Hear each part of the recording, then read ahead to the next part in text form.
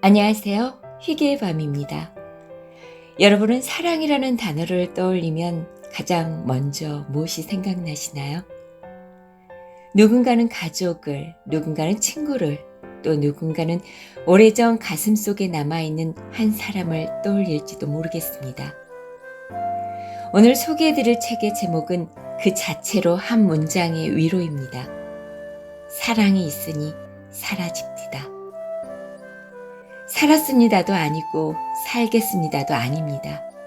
사라집디다. 억지로 버틴 삶이 아니라 사랑이 있었기에 결국 살아낼 수 있었다는 담담한 고백이 담겨있는 기록입니다. 이 책은 1975년 인혁당 사건으로 남편 우홍순을 잃은 강순희 씨의 인생 이야기입니다. 여기서 인혁당 사건에 대해 언급을 하지 않을 수 없는데요. 인혁당 사건은 대한민국 현대사에서 가장 대표적인 사법 오판 사건 가운데 하나입니다. 1974년 당시 박정희 정부는 인민혁명당 재건위원회라는 지하조직이 국가 전복을 꾀했다고 발표했는데요. 중앙정보부는 관련자들을 재판에 넘겼습니다. 1975년 4월 8일 대법원은 피고인 8명에게 사형을 확정했는데요. 놀랍게도 판결이 내려진 지 불과 18시간 만인 4월 9일 새벽 사형이 집행됐습니다. 판결 직후 곧바로 형이 집행된 사례는 매우 이례적이어서 4월 9일은 지금도 사법 암흑의 날로 불리기도 합니다. 이후 민주화가 이루어진 뒤 사건은 다시 조사되었고요. 2007년 재심에서 사형을 당한 8명을 포함한 관련자들에게 모두 무죄가 선고됐습니다. 유족들은 국가배상금을 출연해 재단을 세웠고요. 인혁당 사건의 진실을 알리고 희생자를 추모하며 인권과 민주주의를 실천하려고 노력해왔습니다. 그 중심 인물 중 한 사람이 바로 강순희 씨입니다.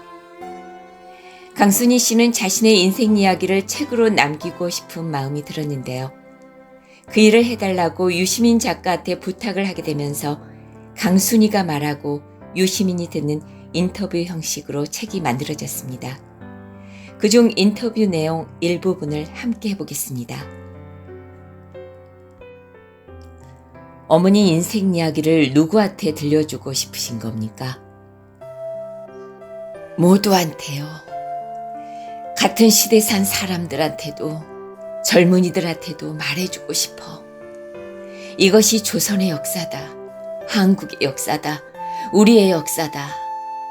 우리나라 역사가 이렇게 흘러왔다는 걸, 국민들이 이렇게 고생했다는 걸 말하고 싶은 거예요. 나는 어려서 하얼빈에서 살았고 이북에서 공부했고 전쟁 나서 피난 왔고 여기 와서 또 난리가 나서 남편이 죽고 그랬는데 나중에 다시 무죄 받아서 재단도 만들었다. 거기까지요. 살면서 제일 좋았던 하루 또는 제일 좋았던 시간을 떠올릴 수 있으신가요? 우리 신랑하고 데이트할 때가 제일 좋았지. 범어사 갔을 때. 남편 우홍순 중위하고 첫 데이트한 그날이 강순희 인생에서 제일 행복했던 시간이었군요. 그때 불렀던 노래가 나 하나의 사랑이야. 나 하나의 사랑. 나 혼자만이 그대를 사랑하여 나 혼자만이 그대를 갖고 싶소. 나 혼자만이 그대를 사랑하여 영원히 행복하게 살고 싶소. 21살의 범어사에 놀러 갔던 날, 그 시간이 인생에서 가장 행복했다는 93살 강순희는 나지막이 그 노래를 불렀습니다. 남편이 잡혀 들어가고 정보부에서 어머니도 데려갔는데 선글라스 쓰고 가셨다고 들었습니다. 왜 그러셨어요? 선글라스만 낀 게 아니라 양장을 쫙 빼입고 갔어요. 나중에 옷바라지 할 때도 옷 잘 입고 선글라스 끼고 다녔지. 이것들이 사람 무시하니까 무시당하지 않으려고 당당하게 하려고 그렇게 한 거예요. 그 무서웠던 시절에 정보부 사람을 만나도 굴하지 않고 큰 소리로 싸우셨다고 하는데 그렇게 싸울 힘이 어디서 나왔을까요? 남편을 사랑했으니까 그 사람 없이는 못 살 것 같았어요. 얼마나 보고 싶었는지 몰라. 그 힘으로 그렇게 쫓아다닌 거였겠지. 구명운동하러 다녔던 기억은 지금도 생생해요. 아침에 일어나서 어디 일하러 가는 것처럼 딱딱 맞춰서 했지. 팔자 한탄하지 않고 내가 해야 할 일이라고 생각했어. 갈 데도 많고 할 일도 많았어요. 남편한테 가서 옷이든 뭐든 넣어주기도 해야 하고 구명운동은 최선을 다해서 할 수 있는 만큼 했어요. 잘못된 일이니까 바로 잡을 수 있다. 남편을 살릴 수 있다. 그런 믿음도 있으셨던 게 아닌가 싶습니다. 믿음 없이 사랑만으로 하기에는 버거운 일이었을 것 같아요. 맞아요. 내가 재판 과정을 다 받고 자료 조사도 철저히 해서 변호사가 정확하게 짚어가며 변론했어요. 정보부에서 공판 기록이 조작되어 있다는 것도 알아냈어요. 그래서 이길 수 있다고 믿었던 거죠. 그런데도 정보부에서는 누가 뒤에서 조정하는 거라고 생각했겠죠. 여편 내가 어떻게 이런 걸 할 수 있냐고 생각한 거야. 그래서 데려다가 강압적으로 조사도 많이 했죠. 지독한 놈들이었잖아요. 사람 붙잡아다 고문하고 죽였으니까. 그런데도 데모하고 호소문 뿌리고 다니는 걸 거칠게 막지는 않고 살살 달래면서 밖에 나가 호소문 읽는 것만 하지 말라 하더라고요. 남편들 죽이려고 잡아놨는데 부인들까지 잡아놓으면 더 시끄러워질 것 같아서 그랬겠죠. 사람들이 우 선생님과 인혁당 사건을 어떻게 알고 기억해주면 좋겠다고 생각하십니까? 억울하게 죽은 사람들이라는 거, 통일을 위해서 힘쓰고 노력했던 사람들이라는 거, 그거 알아줬으면 해. 몸은 비록 죽었으나 정신은 살아있다. 이런 노래 가사가 있어요. 이북에서 학교 다닐 때 배웠지. 일제강점기에 독립운동 투사들이 불렀던 노래라는데 이 노래처럼 그 사람들 몸은 죽었지만 꿈은 살아있어요. 오랫동안 우 선생님 그리워하셨죠. 그분을 만나서 고생하신 게 많은데 혹시 원망스러웠을 때는 없었나요? 잘 맞는 사람 만나서 잘 살았어요. 처음부터 자상한 그 사람이 좋았어. 학교니 집안이니 하는 것도 안 봤어요. 아예 물어보질 않았어. 남편이 졸업한 학교를 중앙정보부에 조사받으러 가서 알았으니까. 고생은 했지. 그렇지만 그것도 다 추억이야. 남들은 끔찍하다고 할지 모르지만 구치소 가서 면회하고 교도관들한테 뭐 넣어달라고 부탁했던 것도 다 추억이에요. 스스로 어떤 사람이라고 생각하세요?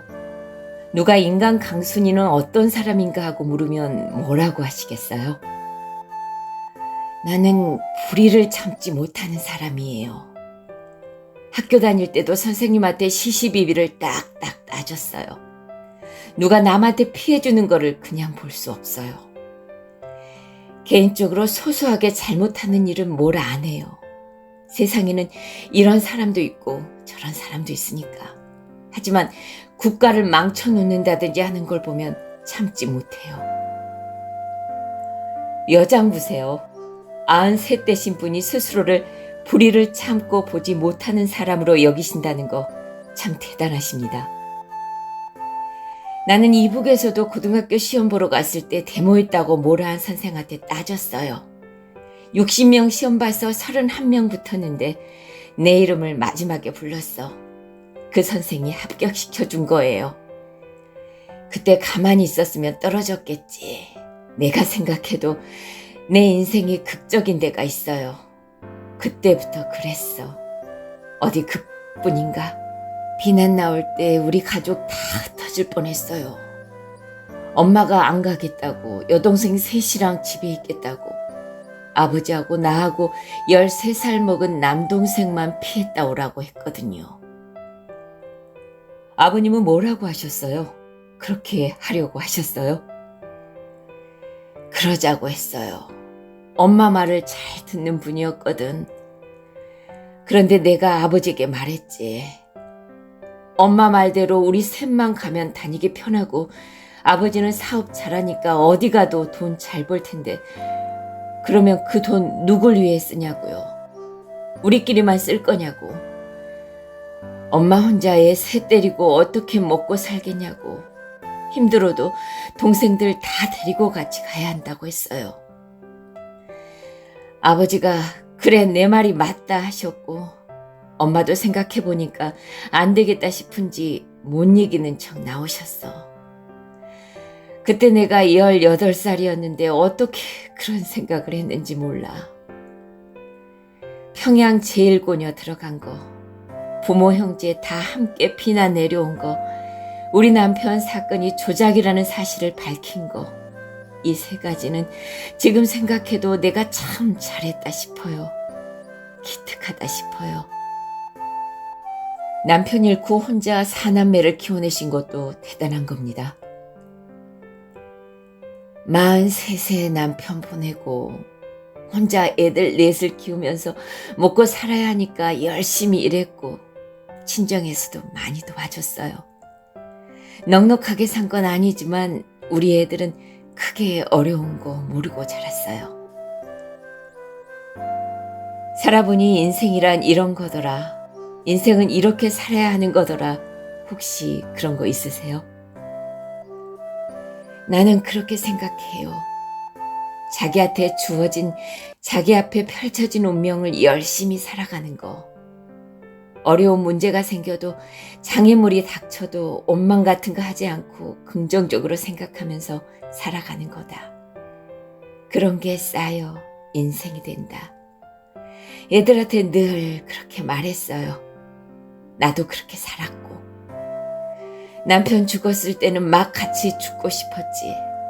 그런 생각이 든 순간이 여러 번 있었어. 그렇지만 아이들 위해 살아야겠다 싶어서 고비를 넘겼어요. 사랑이 있으니 사라집디다. 유시민 작가는 에필로그에서 나도 93살까지 산다면 93살의 강순이 같은 사람이 되고 싶다라고 적었는데요. 저 또한 생각해 봅니다. 강순이 같은 사람은 못 되겠지만 삶의 롤모델로 삼고 싶다는 마음을 가져보며 이 여름밤 평화를 빕니다.